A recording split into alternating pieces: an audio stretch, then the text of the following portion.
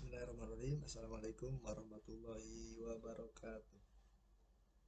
Bertemu dengan Bapak Yudi Jamaluddin, Guru Bahasa Indonesia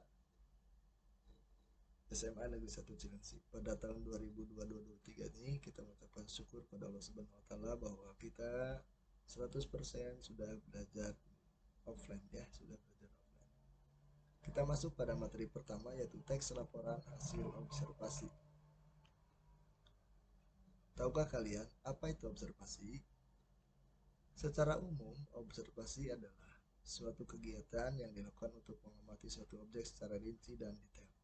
Anak-anak sekalian, sebetulnya kegiatan ini kita lakukan dengan sadar atau tanpa sadar ya, karena kita akan selalu mengamati sesuatu baik secara rinci atau detail. Hanya pada kali ini kita akan membuat kegiatan yang diamati itu menjadi sebuah naskah. Kemudian objek yang menjadi bahan observasi bisa berupa benda, bisa juga berupa hal yang abstrak atau sesuatu yang tidak dapat dilihat dengan mata tetapi bisa dirasakan keberadaannya. Berikutnya pengertian teks laporan hasil observasi.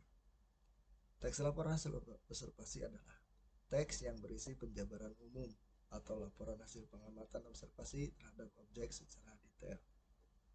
Nah, itu teks laporan hasil observasi adalah teksnya ya, yang berisi penjabaran umum atau laporan hasil pengamatan. Ingat, intinya adalah hasil pengamatan.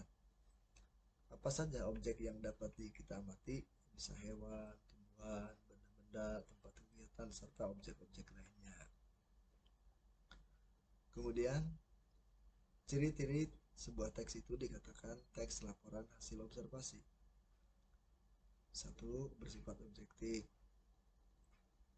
global, universal, yaitu teks laporan hasil observasi itu bersifat apa adanya, tidak dibuat-buat, bukan hasil imajinasi penulis. Bersifat objektif maksudnya apa adanya yang kita amati di sekitar kita, pokoknya bersifat apa adanya.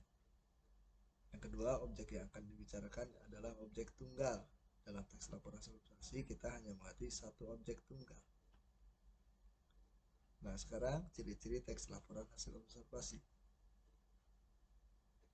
Yang pertama adalah ditulis secara lengkap dan sempurna, ditulis sesuai dengan strukturnya.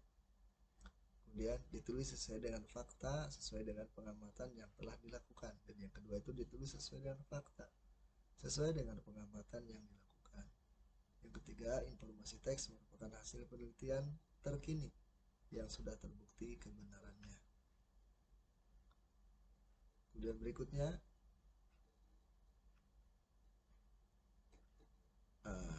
adalah anak-anak sekalian, kalian akan membuat video tentang observasi ya, yaitu mengamati hal-hal yang ada di sekitar sekolah kita.